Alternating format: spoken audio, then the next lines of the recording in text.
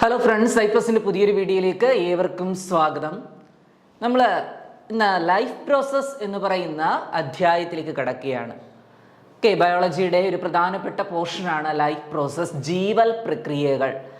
നമ്മുടെ സിസ്റ്റം എടുത്ത് നോക്കുകയാണെങ്കിൽ നമ്മുടെ ബോഡിയിൽ പലതരത്തിലുള്ള സിസ്റ്റംസ് കാണപ്പെടുന്നുണ്ട് അല്ലേ? നിങ്ങൾക്കറിയാം, ബ്ലഡ് വാസ്കുലാർ സിസ്റ്റം ഉണ്ട്, ദെൻ റെസ്പിറേറ്ററി സിസ്റ്റം ഉണ്ട്, excretory system, reproductive system, skeletal system, അങ്ങനെ തുടങ്ങിയ നിരവധി സിസ്റ്റങ്ങളുടെ ഒരു സോഴ്സാണ് നമ്മുടെ ബോഡി.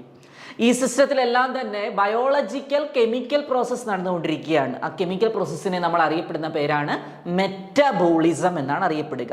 ഓക്കെ, അപ്പം നമ്മൾ പ്രധാനമായിട്ടും ഈ ചാപ്റ്ററിൽ ഫോക്കസ് ചെയ്യുന്നത് ബ്ലഡ് വാസ്കുലാർ സിസ്റ്റം. വിവിധ ലൈഫ് പ്രോസസ്സുകളെ നമ്മൾ പഠിക്കുന്നുണ്ട്. ആ ലൈഫ് പ്രോസസ്സിൽ ആദ്യമായി നമ്മൾ കൈകാര്യം ചെയ്യുന്നത് ബ്ലഡ് വാസ്കുലാർ സിസ്റ്റം. നിങ്ങൾക്ക് പൊതുവേ കുറേ ഐഡിയ ഉള്ള ഒരു ടോപ്പിക്കാണ്, അതുകൊണ്ട് തന്നെയാണ് ബ്ലഡ് വാസ്കുലർ സിസ്റ്റത്തെക്കുറിച്ച് ആദ്യം എടുത്തിരിക്കുന്നത്. വളരെ സിമ്പിളായിട്ടുള്ള ടോപ്പിക്കാണ്. എക്സാമിന് ചോദിക്കുന്ന രീതിയിലുള്ള നോട്ടുകൾ മാത്രമേ ഞാൻ ഇവിടെ പ്രൊവൈഡ് ചെയ്തിട്ടുള്ളൂ. അത് നിങ്ങൾക്ക് ഉപകാരപ്പെടും. പഠിപ്പിക്കുന്ന കാര്യങ്ങൾ അന്ന് തന്നെ പഠിച്ചു പോകുക. മാക്സിമം ഫോക്കസ് ചെയ്തിട്ട് നിങ്ങളുടെ ആ ഒരു എക്സാമിനെ എന്ത് ചെയ്യുക, കാണുക. ആ എക്സാം നിങ്ങൾക്ക് ക്യാച്ച് ചെയ്യാനായിട്ട് പറ്റും. So the first blood vascular system. So can you define what is a blood? എന്താണ് രക്തം എന്നതുകൊണ്ട് നിങ്ങൾ ഉദ്ദേശിക്കുന്നത്? What do you mean by a blood? രക്തം എന്നത് ഒരു ബോഡി ഫ്ലൂയിഡാണ് അല്ലേ? ശരീരത്തിൽ കാണപ്പെടുന്ന ഒരു ശരീരദ്രവത്തിന് ഉദാഹരണമാണ് ബ്ലഡ്. ആ ബ്ലഡ് നിറഞ്ഞിരിക്കുന്ന സിസ്റ്റമാണ് ഇത് സർക്കുലേറ്ററി സിസ്റ്റം എന്നറിയപ്പെടുന്നത് അല്ലെ? രക്തപര്യന വ്യവസ്ഥ. അപ്പൊ രക്തപര്യന വ്യവസ്ഥയിൽ പ്രധാനപ്പെട്ട ഒരു ഭാഗമാണ് ബ്ലഡ് അല്ലെ? അപ്പൊ ബ്ലഡ് വാസ്കുലാർ സിസ്റ്റം എടുത്ത് നോക്കിക്കഴിഞ്ഞാൽ ആ ബ്ലഡ് വാസ്കുലാർ സിസ്റ്റം എന്ന് പറയുന്നത് it is comprises of blood, then heart and then blood vessel. അപ്പൊ ബ്ലഡ് വെസൽ രക്തക്കുഴലുകളും അതുപോലെ തന്നെ ഹൃദയവും രക്തവും കൂടിച്ചേരുന്നതിനെയാണ് നമ്മൾ ബ്ലഡ് വാസ്കുലാർ സിസ്റ്റം എന്നതുകൊണ്ട് ഉദ്ദേശിക്കുക. ഓക്കെ, അതിൽ നമുക്ക് ബ്ലഡിനെ കുറിച്ച് ആദ്യം നോക്കാം. Blood is A body fluid in the circulatory system of humans and other vertebrates that delivers necessary substance such as nutrients and oxygen to the cells and transport metabolic waste products away from those same cells. അപ്പം രക്തം എന്ന് പറയുന്നത് എവിടെയാണ്? വെർട്ടിബ്രേറ്റ്സിലും നട്ടലുള്ള ജീവികളിലും അതുപോലെ തന്നെ മനുഷ്യരിലും അവരുടെ circulatory സിസ്റ്റത്തിൽ കാണപ്പെടുന്ന ശരീരദ്രവത്തെയാണ് ബ്ലഡ് എന്നുകൊണ്ട് ഉദ്ദേശിക്കുന്നത്. And we can also say that it is a connective tissue because that connect different parts of the body. ശരിയല്ലേ പറഞ്ഞത്? അതൊരു കണക്റ്റീവ് ടിഷ്യൂ ആണ്, അതൊരു അനുബന്ധ കലയാണെന്ന് പറയും. കാരണം ശരീരത്തിന്റെ വിവിധ ഭാഗങ്ങളിലേക്ക് ബ്ലഡ് എന്ത് ചെയ്യുന്നുണ്ട്? എത്തിച്ചേരുന്നുണ്ട്. അതുകൊണ്ട് തന്നെ അതൊരു കണക്റ്റീവ് ടിഷ്യൂ ആണ്. ഇനി what is the function of blood? എന്താണ് രക്തത്തിന്റെ ധർമ്മം എന്താന്ന് നമുക്ക് നോക്കുക. It delivers necessary substances such as nutrient and oxygen to the cells. അപ്പൊ കോശങ്ങൾക്ക്, സെല്ലിന് വേണ്ട ന്യൂട്രിയന്റ് അല്ലെ? നമ്മൾ പല വിധത്തിലുള്ള ആഹാരം കഴിക്കുന്നുണ്ട്. കാർബോഹൈഡ്രേറ്റ് അടങ്ങിയ, പ്രോട്ടീൻ അടങ്ങിയ, ലിപിഡ് അടങ്ങിയ പലതരത്തിലുള്ള ആഹാരങ്ങൾ കഴിക്കാറുണ്ട്. ആ ആഹാരത്തെ അല്ലെങ്കിൽ അതിനു വേണ്ട ആഹാരത്തിൽ അടങ്ങിയിരിക്കുന്ന പ്രധാനപ്പെട്ട ന്യൂട്രിയന്റ് ഏതാണോ ആ ന്യൂട്രിയന്റിനെ, പോഷകങ്ങളെ, അതുപോലെ തന്നെ ഓക്സിജനെയും രക്തത്തിലൂടെ ആണ് ഇവിടേക്ക് എത്തിക്കുക, സെല്ലിലേക്ക് എത്തിക്കുക. So one of the major function നമുക്ക് പറയാം സെല്ലിന്റെ എന്താണ്? Yes, it delivers necessary substances such as nutrients and oxygen to the cell. അപ്പൊ സെല്ലിലേക്ക് വേണ്ട ന്യൂട്രിയൻസും അതുപോലെ തന്നെ എന്താണ്, ഓക്സിജനും എത്തിക്കുന്നത് ആരാണ്? ബ്ലഡ് ആണെന്ന് പറയാനായിട്ട് സാധിക്കും. Okay, and transport metabolic waste products away from those same cell. അപ്പൊ സെല്ലിനകത്തേക്ക് ഓക്സിജനും ന്യൂട്രിയന്റും എത്തുന്നു. അത് കൂടാതെ തന്നെ സെൽ എന്ത് ചെയ്യുന്നുണ്ട്? ചില വേസ്റ്റ് മെറ്റീരിയലിനെ പുറന്തള്ളുന്നു. ഫോർ എക്സാമ്പിൾ നമുക്കറിയാം, ഓക്സിജനിലേക്ക് ബ്ലഡിലൂടെ സെല്ല് എത്തുന്നു, ദെൻ തിരിച്ചെന്താണ് നമുക്ക് റിലീസ് ചെയ്ത് കിട്ടുന്നത്? കാർബൺ ഡയോക്സൈഡ് ആണ്. ഓക്കെ, അപ്പൊ ഓക്സിജൻ സെല്ലിലേക്ക് എത്തുന്നു, കാർബൺ ഡയോക്സൈഡ് എന്ത് ചെയ്യുന്നു? പുറത്തേക്ക് പോകുന്നു. അപ്പൊ കാർബൺ ഡൈ ഓക്സൈഡ് എന്താണ്? എക്സ്ക്രീറ്ററി ഗ്യാസ് ആണ് അല്ലെ, പുറത്തേക്ക് വരുന്ന ഗ്യാസ് ആണ്. അപ്പൊ ഒരു സെല്ലിലേക്ക് ന്യൂട്രിയൻസിനെയും ഓക്സിജനെയും എത്തിക്കുക, ആ സെല്ലിൽ നിന്ന് തന്നെ മെറ്റബോളിക് ആക്ടിവിറ്റിയുടെ ഫലമായി ആ സെല്ലിൽ കെമിക്കൽ റിയാക്ഷൻ നടക്കുന്നു. കെമിക്കൽ റിയാക്ഷൻ നടന്നതിന്റെ ഫലമായിട്ട് ഉണ്ടാകുന്ന വേസ്റ്റ് പ്രോഡക്റ്റിനെ പുറന്തള്ളുന്നതിനും എന്ത് സഹായിക്കുന്നുണ്ട്? ബ്ലഡ് സഹായിക്കുന്നുണ്ട്. ഓക്കെ, നിങ്ങൾക്ക് ബ്ലഡിനെ കുറിച്ചുള്ള ഒരു ചെറിയ കൺസെപ്റ്റ് കിട്ടിയെന്ന് വിശ്വസിക്കുന്നു. ഇനി എക്സാമിന് ചോദിക്കുന്ന കാര്യങ്ങളാണ് നമ്മൾ പോകുന്നത്. കോമ്പണൻസ് ഓഫ് ബ്ലഡ്, രക്തത്തിലെ ഘടകങ്ങൾ ഏതൊക്കെയാണെന്ന് നമുക്കൊന്ന് വിലയിരുത്താം. So we must understand the components of blood. You know that blood contain plasma and blood cells. നിങ്ങൾക്ക് അറിയാവുന്ന കാര്യമാണ്, വളരെ ചെറിയ ക്ലാസ്സിൽ പഠിച്ചിട്ടുണ്ട്. രക്തത്തിലെ പ്രധാനപ്പെട്ട കോമ്പണന്റുകളാണ് എന്ത്? രക്തത്തിലെ ലിക്വിഡ് പാർട്ടായ പ്ലാസ്മയും ബ്ലഡ് സെൽസും. അപ്പൊ ബ്ലഡിലെ കോമ്പണന്റ്, ദ ബ്ലഡ് കണ്ടെയ്ൻ എന്തൊക്കെയാണ്? Plasma and blood cells. But they cannot distinguish in a single glance. പക്ഷെ ഒറ്റയടിക്ക് നമുക്ക് എന്ത് ചെയ്യാനൊക്കത്തില്ല? രക്തത്തിലെ ഏതൊക്കെയാണ് ബ്ലഡ് സെൽസ് എന്നും അതുപോലെ ഏതൊക്കെയാണ് രക്തത്തിലെ പ്ലാസ്മ പോർഷൻ എന്നും നമുക്ക് ഐഡന്റിഫൈ ചെയ്യാനൊക്കുവോ? ഇല്ല. നമ്മുടെ കയ്യിലേക്ക് ഒരു ടെസ്റ്റ് ട്യൂബിലേക്ക് ഒരു രക്തം എന്താണ് ഒരു 2 milliliter or 3 milliliter ബ്ലഡ് നമ്മുടെ കയ്യിലുണ്ടെന്നിരിക്കട്ടെ, നമുക്ക് നമ്മുടെ കണ്ണുകൾ കൊണ്ട് നമുക്ക് അതിനെ ഐഡന്റിഫൈ ചെയ്യാൻ ഒക്കും ഇതിനകത്ത് ഏതാണ് പ്ലാസ്മ, ഏതാണ് blood cells. But we know that the blood contain blood cells as well as the plasma അല്ലെ, പ്ലാസ്മയും ബ്ലഡ് സെൽസും ഉണ്ടെന്ന് നമുക്കറിയാം. പക്ഷേ വി കാൺ ഡിസ്റ്റിങ്വിഷ് ബിറ്റ്വീൻ ദം, അവർ തമ്മിൽ തിരിച്ചറിയാനുള്ള കഴിവ് നമുക്കില്ല. സോ അങ്ങനെ നമുക്ക് എന്ത് ചെയ്യണം? ഈ രക്തത്തില് അല്ലെങ്കിൽ തന്നിരിക്കുന്ന സാമ്പിളിൽ ആ ബ്ലഡിനകത്ത് ബ്ലഡ് സെൽസും പ്ലാസ്മയും ഉണ്ടെന്ന് തിരിച്ചറിയുന്നതിന് നമുക്ക് സഹായിക്കുന്ന ഒരു കെമിക്കൽ ഉണ്ട്. ആ കെമിക്കൽ നിങ്ങൾ ജസ്റ്റ് ഒന്ന് അറിയുക. The chemical is called EDTA. എന്താണ്? EDTA, ethylene diamine tetra acetic acid എന്ന് പറയുന്ന കെമിക്കൽ കോമ്പൗണ്ട് ആണ്. ഓക്കെ, അപ്പൊ EDTA ആണ് എന്ത് ചെയ്യുന്നത്? ബ്ലഡിലെ കോമ്പണൻസുകളെ തിരിച്ചറിയാനായിട്ട് നമ്മളെ സഹായിക്കുന്ന ഒരു പ്രധാനപ്പെട്ട chemical. So if you add chemicals like EDTA which is an anti coagulation of blood. Okay, അപ്പൊ രക്തം കട്ട പിടിക്കും അല്ലെ, നമുക്കറിയാം. നമ്മുടെ കയ്യില് ഒരു സാമ്പിൾ ബ്ലഡ് എന്താണ് അറ്റ്മോസ്ഫിയറിലേക്ക് വെച്ചാൽ രക്തം പെട്ടെന്ന് എന്ത് ചെയ്യും? കട്ട പിടിക്കും. അങ്ങനെ രക്തം കട്ട പിടിച്ചാൽ നമുക്ക് എന്ത് ചെയ്യാനൊക്കത്തില്ല? We can identify the components of blood. നമുക്ക് ആ ബ്ലഡിലെ കോമ്പണന്റിനെ ഐഡന്റിഫൈ ചെയ്യാനുള്ള കഴിവ് ഇല്ല. Okay, so in order to overcome this condition, ഇത് ഓവർകം ചെയ്യുന്നതിന് വേണ്ടിയാണ് നമ്മൾ എന്ത് ചെയ്യുന്നത്? EDTA ചേർക്കുന്നത്. അപ്പൊ പരീക്ഷയ്ക്ക് ചോദിക്കാം, ബ്ലഡില് കോമ്പണൻസുകളെ തിരിച്ചറിയാനായിട്ട് ഉപയോഗിക്കുന്ന ആന്റി കൊയാഗുലന്റിന് ഉദാഹരണം ഏതാണ്? എന്താണ് ആന്റി കൊയാഗുലൻ? രക്തം കട്ട പിടിക്കുന്നതിന് തടയുന്നതിന് സഹായിക്കുന്ന കെമിക്കൽ. ഓക്കെ, അതിനെ വിളിക്കുന്ന പേരാണ് EDTA. To a test tube containing blood and wait for some time, we can observe blood cells and the liquid part of the blood. അപ്പൊ നമ്മളൊരു ബീക്കർ അല്ലെങ്കിൽ ഒരു എന്താണ് ഒരു ടെസ്റ്റ് ട്യൂബ്, ആ ടെസ്റ്റ് ട്യൂബിലേക്ക് 5 ml ബ്ലഡ് എടുക്കുന്നു. എത്രയാണ്? 5 ml ബ്ലഡ് ഞാൻ എടുത്തു എന്നിരിക്കട്ടെ. ഓക്കെ, അതിനകത്തേക്ക് ഞാൻ എന്ത് ചേർക്കുന്നു? EDTA ചേർക്കുന്നു. എന്താണ് ചേർത്തത്? EDTA. Okay, EDTA ethylene diamine tetra acetic ആസിഡിനെ ചേർക്കുന്നു. എന്തിനു വേണ്ടിയാ? ബ്ലഡ് കോമ്പണന്റിനെ തിരിച്ചറിയാൻ. അതിനുശേഷം കുറച്ചു നേരം കഴിയുമ്പോൾ നിങ്ങൾക്ക് കാണാനായിട്ട് സാധിക്കും, ഈ പറഞ്ഞ 5 ml ബ്ലഡ് കമ്പോണന്റില് എന്ത് നിറഞ്ഞിരിക്കുന്ന കാണാൻ നോക്കും? യെസ്, ബ്ലഡിലെ പ്ലാസ്മ പോർഷന് മുകളിൽ ഇങ്ങനെ ക്ലിയർ ക്രിസ്റ്റൽ ആയിട്ട്, ക്ലിയർ ക്രിസ്റ്റൽ മീൻസ് ഇവിടെ ഉദ്ദേശിക്കുന്ന ഒരു പെയിൽ യെല്ലോ കളറിൽ ഇരിക്കുന്ന പ്ലാസ്മയെ നമുക്ക് കാണാനായിട്ട് സാധിക്കും. ഓക്കെ, അപ്പൊ ഒരു മഞ്ഞ നിറത്തോട് കൂടിയ ഒരു പോർഷനാണ് പ്ലാസ്മയായിട്ട് വരിക. താഴെ അഥവാ ബോട്ടം പോർഷനിൽ ആര് അക്യൂമുലേറ്റ് ചെയ്യുന്ന കാണാം? നമ്മുടെ ബ്ലഡ് സെൽസുകൾ അക്യൂമുലേറ്റ് ചെയ്തിരിക്കുന്നതും കാണാനായിട്ട് സാധിക്കും. ഓക്കെ, സോ നമ്മൾ EDTA ചേർക്കുമ്പോഴാണ് നമുക്ക് എന്ത് കിട്ടുന്നത്? ഇത് പ്ലാസ്മ പോർഷനും കിട്ടും. ഇതെന്താണ്?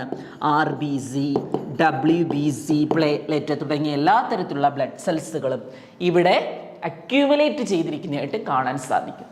ഓക്കെ, ക്ലിയർ ആണോ? അപ്പോൾ ഒരു ചോദ്യം നമ്മൾ ഇതിൽ നിന്ന് പിടികിട്ടിട്ടുണ്ട്. രക്തത്തിലെ രക്തഘടകങ്ങളെ തിരിച്ചറിയുവാൻ സഹായിക്കുന്ന ആന്റി കൊയാഗുലന്റിന് എക്സാമ്പിൾ ഏതാണ്? The chemical is EDTA. Clear? Okay, C ഇനി നമ്മൾ കോമ്പോസിഷൻ ഓഫ് ബ്ലഡ്, രക്തത്തിന്റെ കോമ്പോസിഷൻ നോക്കിയാണ്. ദേ നോക്കിക്കേ, ഇതാണ് നമ്മൾ EDTA നിറച്ച ഒരു എന്താണ് ബോട്ടിലാണെന്ന് ഇരിക്കട്ടെ. ആ ബോട്ടിൽ നിന്ന് നമുക്ക് കോമ്പോസിഷൻ മനസ്സിലാക്കാം. ഈ മഞ്ഞ നിറത്തിൽ കാണപ്പെടുന്നതാണ് എന്താ, പ്ലാസ്മ എന്നറിയപ്പെടുക. So this is plasma. Okay, അതിൻ്റെ ഒരു ഡ്രോപ്പ് ആണ് കാണിച്ചിരിക്കുന്നത്. ദെൻ അത് കൂടാതെ നമുക്കത് ഈ വൈറ്റ് നിറത്തിൽ കാണപ്പെടുന്ന, ഈ വെള്ള നിറത്തിൽ കൊടുത്തിരിക്കുന്ന സെൽസ് ആണ് വൈറ്റ് ബ്ലഡ് സെൽസ് അഥവാ WBC. Okay, WBC. ദെൻ ഈ താഴെ നമുക്ക് ഈ റെഡ് കളറിൽ കാണപ്പെടുന്നത് എന്താണ്, റെഡ് ബ്ലഡ് സെൽസ് ആണ് അഥവാ RBC. ഏതാണ്, RBC. And the percentage is plasma 55%. എത്രയാണ്, 55%. ഓക്കെ, ദെൻ അടുത്തത് വൈറ്റ് ബ്ലഡ് സെൽസ് അല്ലേ, വൈറ്റ് ബ്ലഡ് സെൽസും ഉണ്ട്, അതിനോടൊപ്പം തന്നെ പ്ലേറ്റ്ലെറ്റുകളും ഉണ്ട്. എന്താണ് പ്ലേറ്റ്ലെറ്റുകൾ? രക്തം കട്ട പിടിക്കാൻ സഹായിക്കുന്ന ചില ഫ്രാഗ്മെന്റുകളാണ് എന്താ പ്ലേറ്റ്ലെറ്റുകൾ എന്നറിയപ്പെടുക. ഓക്കെ, അപ്പൊ ഈ ബോട്ടിൽ പരിശോധിച്ച് കഴിഞ്ഞാൽ നിങ്ങൾക്ക് ഏറ്റവും ടോപ്പ് പോർഷൻ, ഓക്കെ, ആ ടോപ്പ് പോർഷനിൽ നിങ്ങൾക്ക് എന്ത് കാണാൻ സാധിക്കുന്നുണ്ട്, പ്ലാസ്മ കാണാം 55%. അടുത്ത എന്താണ്, WBCയുടെയും പ്ലേറ്റ്ലെറ്റിന്റെയും കോമ്പോസിഷൻ കാണാൻ സാധിക്കുന്നുണ്ട് 4%. ഓക്കെ, WBC നമ്മൾ ഇങ്ങനെ മൈക്രോസ്കോപ്പിലൂടെ നോക്കിയത് ഇങ്ങനെയാണ് കാണാൻ സാധിക്കുക. ഓക്കെ, ദെൻ RBC അതാണ് ഏറ്റവും കൂടുതൽ കാണപ്പെടുന്നത്, 41% RBC കാണാം. കണ്ടോ, ഈ ഡിസ്ക് ഷേപ്ഡ് ആയിട്ടുള്ള ഇങ്ങനത്തെ RBCയെ കാണാനായിട്ട് നമുക്ക് സാധിക്കും. ഓക്കെ, ഈ RBCയിലാണ് ആരിയ്ക്കുന്നത്, നമ്മുടെ ഹീമോഗ്ലോബിൻ ഇരിക്കുക. RBCയുടെ സർഫസിൽ ഇരിക്കുന്ന പ്രോട്ടീനാണ് ഇത് ഹീമോഗ്ലോബിൻ എന്ന് അറിയപ്പെടുക. ഈ ഹീമോഗ്ലോബിൻ ആണ് ഓക്സിജൻ കാർബൺ ഡയോക്സൈഡ് ട്രാൻസ്പോർട്ടേഷന് സഹായിക്കുന്നത്. ക്ലിയർ ആണേ? ഓക്കെ, അപ്പൊ നോക്കിക്കേ, നമുക്ക് ഈ ബ്ലഡിനെ, നമ്മൾ ഈ എടുത്തു വെച്ചിരിക്കുന്ന ബ്ലഡ് സാമ്പിളിനെ നമുക്ക് രണ്ട് രീതിയിൽ പെർസെൻറ്റേജ് ഓഫ് കോമ്പോസിഷന്റെ അടിസ്ഥാനത്തിൽ രണ്ടായിട്ട് തരംതിരിക്കാം. നമുക്കറിയാം ബ്ലഡ് സെല്ലിനകത്ത് എന്തുണ്ട്, 45%ഓളം ബ്ലഡ് ഉണ്ട് അല്ലേ, ബാക്കി വരുന്ന 55% എന്തുണ്ട്, പ്ലാസ്മയുണ്ട്. ശരിയല്ലേടോ? RBCയും പ്ലേറ്റ്ലെറ്റും WBCയും കൂടി ചേർന്ന് 45% ഉണ്ട്, ബാക്കി വരുന്ന 55% എന്താണ്, പ്ലാസ്മയാണ്. ഈ 45% എന്ന് പറയുന്നത് RBC, WBC, പ്ലേറ്റ്ലെറ്റ് ഇവയാണ്. ഇവയെ നമ്മൾ കൂട്ടിച്ചേർത്ത് വിളിക്കുന്ന പേരാണ് ഫോംഡ് എലമെന്റ്സ്. എന്താണ് അറിയപ്പെടുക, formed element. Okay, so the RBC, WBC and platelets. Okay, platelet, ഇതിനെ ത്രോംബോസൈറ്റുകൾ എന്നും വിളിക്കും, പ്ലേറ്റ്ലെറ്റുകളെ. ഓക്കെ, അപ്പൊ ഇവയെ 3 പേരെയും കൂടെ കൂട്ടിച്ചേർത്ത് നമ്മൾ ഏത് ഗണത്തിൽ പെടുത്തി, ഫോംഡ് എലമെന്റ്സ് എന്ന പേരിൽ അറിയപ്പെട്ടു, ഫോംഡ് എലമെന്റ്സ്. ഓക്കെ, അപ്പൊ ബ്ലഡിന്റെ കോമ്പണന്റ് ഏതൊക്കെയാന്ന് പറഞ്ഞാൽ, 2 ഡിവിഷൻ ഏതൊക്കെയാന്ന് ചോദിച്ചാൽ, it consist of formed element 45% and 55% of plasma അല്ലെ. സോറി, 55% ഈസ് പ്ലാസ്മ, 55% എന്താണ്, പ്ലാസ്മയുമാണ്. ഇനി നമുക്ക് പ്ലാസ്മയെ കുറിച്ചൊന്ന് ഡിസ്കസ് ചെയ്യാം. Plasma is a pale yellow colored fluid that constitutes 55% of blood. Blood cells are found in plasma. അപ്പൊ ഞാൻ പറഞ്ഞു എന്താണ്, രക്തത്തിന്റെ 55%, very important. Okay, the 55% of blood which constituted by yellow colored fluid. ആ യെല്ലോ കളേർഡ് ഫ്ലൂയിഡിനെ വിളിക്കുന്ന പേരാണ് plasma എന്ന് വിളിക്കുക. ഈ പ്ലാസ്മയിൽ എന്ത് കണ്ടുവരുന്നു, ബ്ലഡ് സെൽസുകളും കണ്ടുവരുന്നുണ്ട്. The simpler molecule formed as a result of digestion, namely glucose, amino acid, fatty acid, glycerol, etc., reach cells through the plasma. അപ്പൊ നോക്കിക്കേ, നമ്മൾ കഴിക്കുന്ന ആഹാരത്തിന് ദഹനം നടക്കുന്നു അല്ലെ. ദഹനത്തിന്റെ ഫലമായിട്ട് നമുക്ക് എന്തൊക്കെയാ കിട്ടുക, ഗ്ലൂക്കോസ് കിട്ടും. ഇപ്പൊ നമ്മൾ കഴിക്കുന്ന റൈസ് എന്ന് പറയുന്നത് എന്താ, സ്റ്റാർച്ച് ആണ് അല്ലേ, കാർബോഹൈഡ്രേറ്റ് കോമ്പൗണ്ട് സ്റ്റാർച്ച്. ഈ സ്റ്റാർച്ച് ഡൈജസ്റ്റ് ചെയ്ത് കിട്ടുന്ന സാധനമാണ് എന്ത്, ഗ്ലൂക്കോസ്. അപ്പൊ സ്റ്റാർച്ച് ഒരു കോംപ്ലക്സ് ആയിട്ടുള്ള ഒരു മോളിക്യൂളാണ്. അത് ഡൈജഷന്റെ ഫലമായിട്ട് ബ്രേക്ക് ചെയ്തിട്ട് എന്തായി മാറി, ഗ്ലൂക്കോസ് ആയി മാറി. അതുപോലെ തന്നെ നിങ്ങൾ പ്രോട്ടീൻ അടങ്ങിയ ആഹാരം കഴിക്കാറുണ്ട് അല്ലെ, ബോയിൽഡ് എഗ് ഒക്കെ കഴിക്കാറുള്ള വ്യക്തികളാണ് നിങ്ങൾ. ഈ പ്രോട്ടീൻ ഡൈജസ്റ്റ് ചെയ്തിട്ട് എന്താണ് കിട്ടുക, പ്രോട്ടീന്റെ ഡൈജഷന്റെ ഫലമായി കിട്ടുന്നത് അമിനോ ആസിഡുകളാണ്. എന്താണ്, അമിനോ ആസിഡുകൾ. അതുപോലെ നിങ്ങൾ കൊഴുപ്പടങ്ങിയ ലിപിഡ്സ് അടങ്ങിയ ആഹാരം കഴിക്കാറുണ്ട് അല്ലെ. അപ്പൊ ലിപിഡ്സിന്റെ ഫലമായിട്ട് കിട്ടുന്നത് എന്താണ്, ലിപിഡ്സിന്റെ ഫലമായിട്ട് നമുക്ക് കിട്ടുന്നതാണ് ഫാറ്റി ആസിഡ്. എന്താണ്, ഫാറ്റി ആസിഡ് കിട്ടും, പ്ലസ് ഗ്ലിസറോൾ. ഫാറ്റി ആസിഡും ഗ്ലിസറോളുമാണ് ഫാറ്റിൻ്റെ അഥവാ ലിപ്പിഡ്സിന്റെ കോമ്പണന്റ് എന്ന് അറിയപ്പെടുന്നത്. ഓക്കെ, അപ്പം ഇവയെല്ലാം ഡൈജഷന്റെ ഫലമായിട്ട് കിട്ടുന്ന പ്രോഡക്റ്റാ അല്ലേ. സ്റ്റാർച്ച് ഗ്ലൂക്കോസായി, പ്രോട്ടീൻ അമിനോ ആസിഡായി, ലിപ്പിഡ് ഫാറ്റി ആസിഡും ഗ്ലിസറോളുമായി. ഇതിനെല്ലാം എന്ത് ചെയ്യുന്നത് സെല്ലിലേക്ക് കൊടുക്കുന്നത് ആരാണ്? ബ്ലഡ് ആണ് അല്ലേ. ബ്ലഡിലെ ഏത് വഴിയാ പാസ് ചെയ്യുന്നതെന്നാ പറയുന്നത്? ബ്ലഡിലെ പ്ലാസ്മ വഴിയാണ് സെല്ലിലേക്ക് എന്ത് ചെയ്യുക ഈ പറഞ്ഞ മെറ്റീരിയൽസ് എല്ലാം ശരീരത്തിന് വേണ്ട ഇത്രയും റിക്വയർമെന്റ്സ് ശരീരത്തിലേക്ക് എത്തിച്ചേരുന്നത് ത്രൂ പ്ലാസ്മ വഴിയാണ്. ഓക്കെ, അപ്പൊ പ്ലാസ്മയുടെ ഫംഗ്ഷൻ ആണ് പറഞ്ഞിരിക്കുന്നത്. എന്താണ്? യെസ്, ഡൈജഷന്റെ ഫലമായി ഉണ്ടാകുന്ന glucose, amino acid, fatty acid, glycerol തുടങ്ങിയവയെ എന്ത് ചെയ്യുന്നു? സെല്ലിലേക്ക് എത്തിക്കുന്നത് പ്ലാസ്മ വഴിയാണ്. അപ്പൊ ട്രാൻസ്പോർട്ടേഷന് സഹായിക്കുന്നു എന്ന് ചുരുക്കം. Okay, see this is the composition. നമുക്കൊന്ന് കോമ്പോസിഷൻ നോക്കാം. പ്ലാസ്മയുടെ മാത്രം കോമ്പോസിഷനാണ് പറയുന്നത്. ഓക്കെ, അപ്പൊ ബ്ലഡ് സാമ്പിൾ എടുത്താൽ 55% പ്ലാസ്മ ഉണ്ടെന്ന് പറഞ്ഞു. ഇനി പ്ലാസ്മയുടെ മാത്രം കോമ്പോസിഷൻ എന്ന് പറഞ്ഞാൽ ആ പ്ലാസ്മയെ നമ്മൾ എത്ര ശതമാനമായിട്ട് എടുക്കുക? 100% എടുക്കുക, പ്ലാസ്മ മാത്രം. ഓക്കെ, സോ പ്ലാസ്മ എടുത്ത് നോക്കിക്കഴിഞ്ഞാൽ നോക്കുക, 90% എന്താണ് പ്ലാസ്മയിൽ കാണപ്പെടുക? ജലമാണ് കാണപ്പെടുക. ഓക്കെ, അത് റേഞ്ച് 90 to 92 വരും. അപ്പൊ 90% എന്ത് കാണപ്പെടുന്നു? വാട്ടർ കാണപ്പെടുന്നു. ഓക്കെ, ദെൻ അതുകൂടാതെ 8% പ്രോട്ടീനും കാണപ്പെടുന്നു. So the plasma contain basically 90% of water and 8% of protein. അപ്പൊ 98 അല്ലെ. ബാക്കിയുള്ള എന്തോ 2% ഉണ്ട്. ആ 2% എന്ന് പറയുന്നത് സോൾട്ട് ഉണ്ട്, then nutrients, fatty acid, amino acid, then waste, uric acid, ക്രിയാറ്റിന്, ചില ഹോർമോണുകൾ, ചില എൻസൈമുകൾ. ഇത്രയുമാണ് ബാക്കി വരുന്ന 2%. ഓക്കെ, അപ്പൊ നമുക്ക് ചുരുക്കി പറഞ്ഞാൽ 90% ജലവും 8% പ്രോട്ടീനും എവിടെ കാണപ്പെടുന്നു? പ്ലാസ്മയിൽ കാണപ്പെടുന്നു. എന്നാൽ ബ്ലഡ് സാമ്പിളിന്റെ ആകെ എത്രയാണ് പ്ലാസ്മ? 55%. പ്ലാസ്മയുടെ മാത്രം കോമ്പോസിഷൻ എടുക്കുമ്പോൾ ഇങ്ങനെ ഒരു കാറ്റഗറൈസേഷൻ ഉണ്ട്.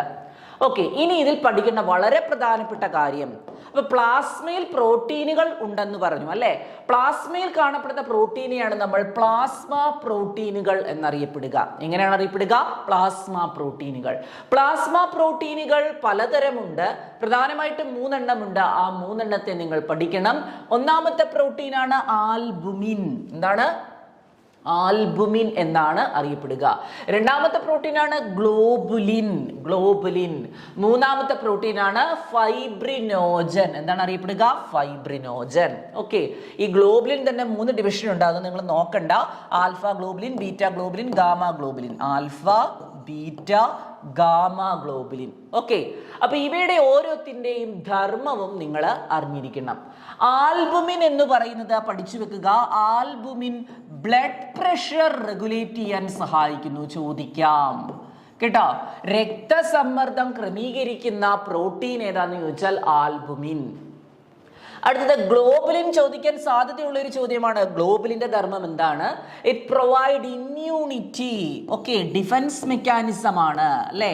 ഏതെങ്കിലും രോഗകാരികളായിട്ടുള്ള ജീവജാലങ്ങൾ ശരീരത്തിൽ അകപ്പെടുകയാണെങ്കിൽ ഈ ഒരു ടൈപ്പ് പ്രോട്ടീൻ എന്ത് ചെയ്യും? ആക്റ്റീവ് ആകും. ഓക്കെ, അപ്പൊ ശരീരത്തിന് പ്രതിരോധം, ഇമ്മ്യൂണിറ്റി കൊടുക്കുക എന്നുള്ളതാണ് ഗ്ലോബുലിന്റെ ധർമ്മം. അടുത്തത് ഫൈബ്രിനോജൻ. രക്തം കട്ട പിടിക്കുന്നതിന് സഹായിക്കുന്ന പ്രോട്ടീനാണ് ഫൈബ്രിനോജൻ. ഓക്കെ, അപ്പൊ ഈ ഫൈബ്രിനോജൻ ഇപ്പം പ്ലാസ്മയിൽ കിടക്കുന്നത് ഇനാക്റ്റീവ് ആണ്.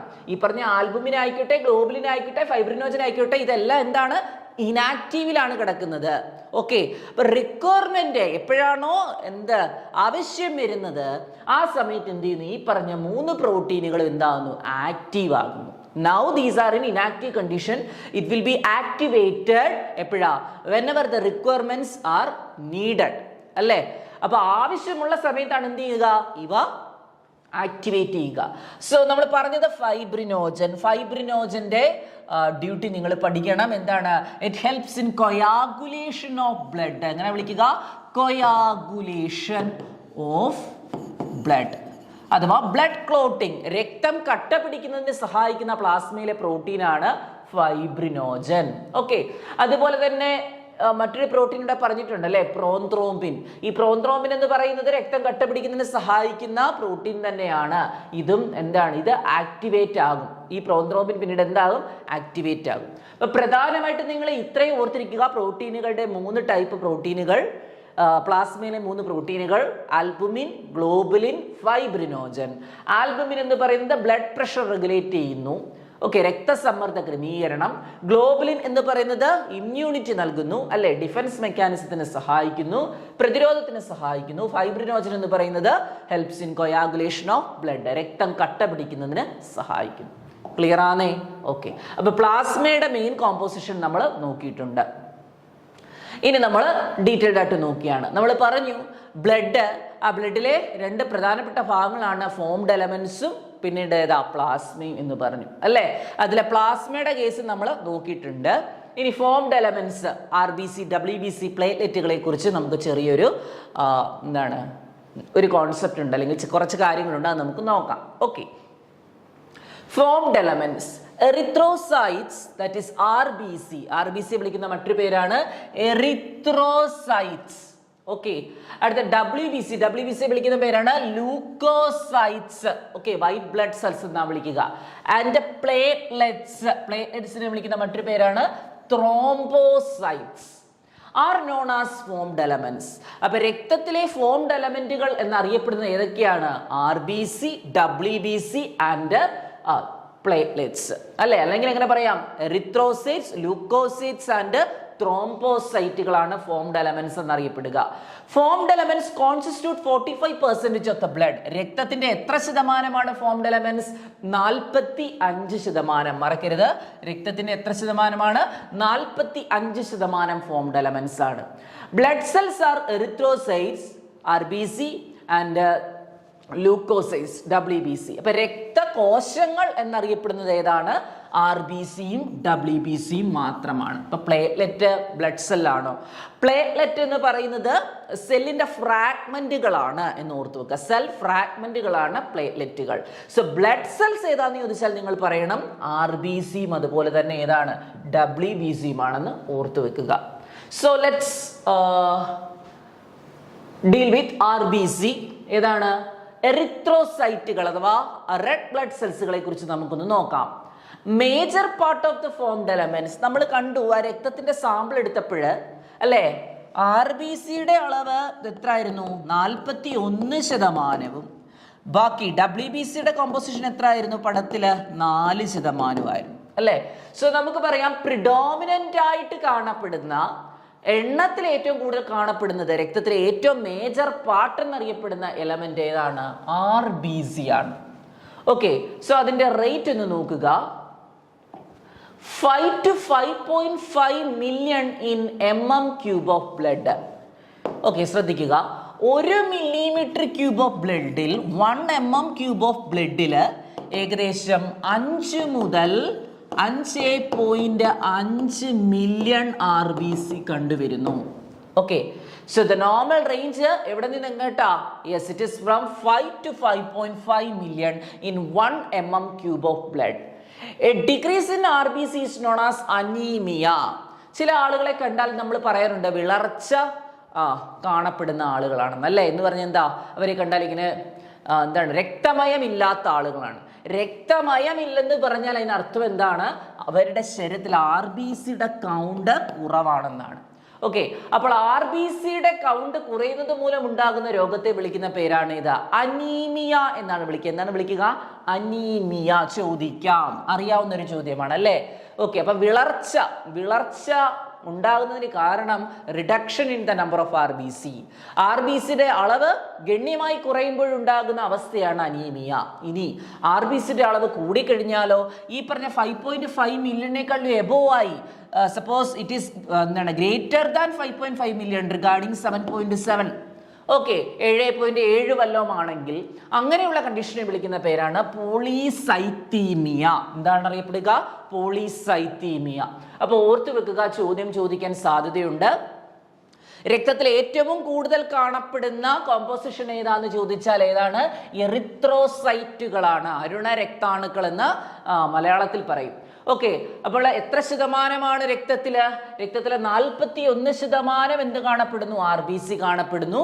ആ RBCയില് 1 മില്ലിമീറ്റർ ക്യൂബ് രക്തത്തിൽ എന്തുമാത്രം RBC കാണപ്പെടുന്നു? 5 മുതൽ 5.5 മില്യൺ RBC കാണപ്പെടുന്നു. RBCയുടെ അളവ് കുറയുന്ന രോഗത്തെ വിളിക്കുന്ന പേരാണ് വിളർച്ച, അനീമിയ എന്നറിയപ്പെടുന്നു.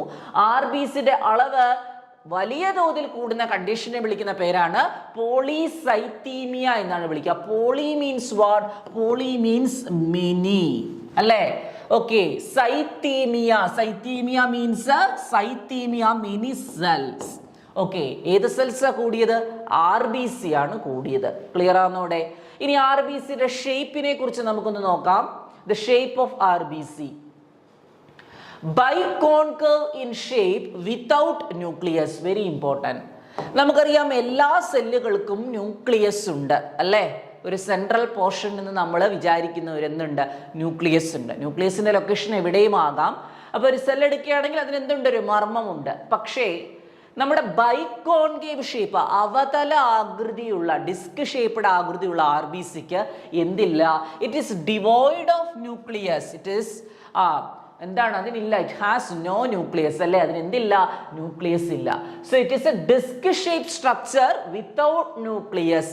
മർമ്മമില്ലാത്ത ഡിസ്ക്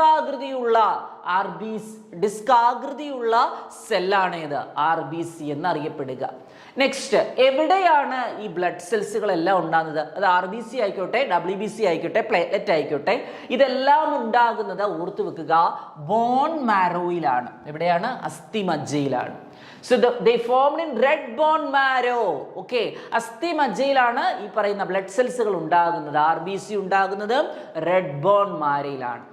RBC ഉണ്ടാകുന്ന അഥവാ RBC ഉണ്ടാക്കുന്ന പ്രക്രിയയെ വിളിക്കുന്ന പേരാണ് എറിത്രോപോയസിസ്. നോട്ട് ചെയ്യുക, എറിത്രോപോയസിസ്. So the formation of RBC is called erythropoiesis. Clear? Okay. Next is very important. നമ്മുടെ ശരീരത്തിലെ സെല്ലുകൾ, ആ സെല്ലുകൾ ജീവനാന്തകാലം ജീവിക്കുന്നൊന്നുമില്ല. ആ സെല്ലുകൾ എന്ത് ചെയ്യും? ഒരു സമയമാവുമ്പോൾ നമ്മളെ പോലെ തന്നെ ഈ ലോകത്ത് നിന്ന് വിട പറഞ്ഞു പോകുന്ന കോശങ്ങളാണ്. അപ്പോൾ RBCയുടെ ലൈഫ് സ്പാൻ എന്ത് ചെയ്യണം? നമ്മൾ അറിഞ്ഞിരിക്കണം. Life span of RBC is 120 days, approximately 120 days. 120 ദിവസം കഴിയുമ്പോഴത്തേനും ഇവ എന്ത് ചെയ്യുന്നു? നശിച്ചു പോകുന്നു. ഇനി എവിടെയാണ് ഇവ നശിക്കുന്നതെന്ന് നോക്കാം. ഇത് ചെന്ന് നശിക്കുന്ന സ്ഥലം നമ്മുടെ ശരീരത്തിലെ പ്ലീഹ എന്ന് പറയുന്ന റീജിയനിലാണ്. സ്പ്ലീൻ എന്താണ്? സ്പ്ലീനിലാണ്. സോ RBC ചെന്ന് നശിക്കുന്ന സ്ഥലമാണ് ഏത്? സ്പ്ലീനുകൾ. RBCയുടെ ശവപ്പറമ്പ് എന്നറിയപ്പെടുന്ന സ്ഥലമാണ് spleen. So the spleen is called graveyard of RBC. ഒരുപാട് തവണ ചോദിച്ച ചോദ്യമാണ്. Okay, so graveyard of RBC, അരുണരക്താണുക്കളുടെ ശവപ്പറമ്പ് എന്നറിയപ്പെടുന്ന സ്ഥലം ഏതാണ്? പ്ലീഹ അഥവാ സ്പ്ലീൻ ആണെന്ന് ഓർത്തു വെക്കണം. അപ്പൊ 120 ദിവസം കഴിഞ്ഞ് RBC എന്ത് ചെയ്യുന്നു? സ്പ്ലീനിൽ എത്തുന്നു. സ്പ്ലീനിൽ എത്തിയിട്ട് എന്ത് ചെയ്യുന്നു? നശിച്ചു പോകുന്നു. ഓക്കെ, അതുകൊണ്ടാണ് അരുണരക്താണുക്കൾ എല്ലാം കൂടി ചേർന്ന് എവിടെ ചെന്ന് നശിക്കുക? സ്പ്ലീനിൽ ചെന്ന് നശിക്കുന്നത് കൊണ്ട് അതിനെ ഗ്രേവ്യാർഡ് ഓഫ് RBC എന്നാണ് അറിയപ്പെടുക. ഏതിനെ? സ്പ്ലീനിനെ. Okay, red colour due to the presence of iron containing haemoglobin. അത് നമുക്ക് ചെറിയ ക്ലാസ്സിൽ അറിയാം അല്ലെ? എവിടെയാണ് നമ്മുടെ ഹീമോഗ്ലോബിൻ ഇരിക്കുക എന്ന് ചോദിച്ചാൽ രക്തത്തിലാണെന്ന് പറയരുത്. രക്തത്തിലെ സെല്ലായിട്ടുള്ള RBCയുടെ സർഫസിൽ, അപ്പൊ RBCയുടെ പ്രതലത്തിൽ കാണപ്പെടുന്ന ഏത് containing? Very important, iron containing. അപ്പൊ ഹീമോഗ്ലോബിനിൽ കാണപ്പെടുന്ന എലമെന്റ് ഏതാന്ന് ചോദിച്ചാൽ മറക്കരുത്, ഏതാണ്? അയൺ. അനീമിയ എന്തിന്റെ ഡെഫിഷ്യൻസി മൂലം ഉണ്ടാകുന്ന രോഗമാണ്? അയൺ അല്ലെ? അതുകൊണ്ടാണ് ചെറിയ ചെറിയ അയൺ അടങ്ങിയിട്ടുള്ള മത്സ്യങ്ങൾ എന്ത് ചെയ്യണം? നമ്മൾ ഭക്ഷണത്തിൽ, ഡയറ്റിൽ ഉൾപ്പെടുത്തണമെന്ന് പറയുന്നതിന് കാരണം അതാണ്. ഓക്കെ, സോ ഹീമോഗ്ലോബിൻ എന്ന് പറയുന്നത് അയൺ കണ്ടെയ്നിങ് ആയിട്ടുള്ള ഒരു പിഗ്മെന്റ് ആണെന്ന് ഓർത്തു വെക്കുക. A healthy person should have 12 to 16 gram of hemoglobin per 100 ml of blood. അപ്പൊ 100 മില്ലിലിറ്റർ രക്തത്തില് 12 മുതൽ 16 ഗ്രാം വരെയാണ് ഹീമോഗ്ലോബിന്റെ അളവ്. ഓക്കെ, അപ്പൊ ഇത്രയും കാര്യങ്ങൾ മനസ്സിലായെന്ന് വിശ്വസിക്കുന്നു. RBC ഗേഷസിന്റെ ട്രാൻസ്പോർട്ടിനും സഹായിക്കുന്നു എന്ന് നിങ്ങൾ ഓർത്തു വെക്കുക. Thank you.